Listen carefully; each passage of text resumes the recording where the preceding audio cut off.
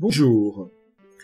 Nous allons aborder la problématique des échangeurs à tubes et calandres sous un nouvel aspect, les aérateurs et les condenseurs. Et cette présentation sera structurée en 3 parties. Tout d'abord, quelles sont les applications qui nécessitent l'usage d'évaporateurs et condenseurs, notamment de type tubes et calandres. Deuxième partie, quelles sont les différentes conceptions de ces évaporateurs et condenseurs de ce type. Et troisième partie, quels sont les critères de conception qu'il convient de prendre en compte pour le choix de ces différentes conceptions.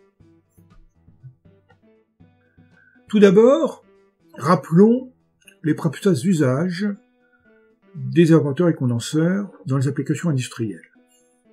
Dans le domaine énergétique, production d'énergie, les cycles moteurs de Rankine nécessitent évidemment un évapораteur et un condenseur.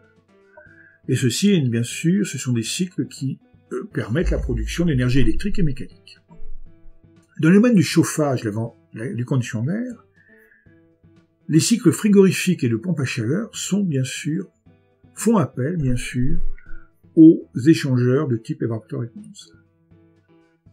Enfin, les domaines industriels de l'industrie de la transformation, comme la chimie, l'agroalimentaire, font appel aux évaporateurs et condenseurs pour des besoins de concentration de solutions, de séparation de composants dans des mélanges et d'épuration de phases liquides.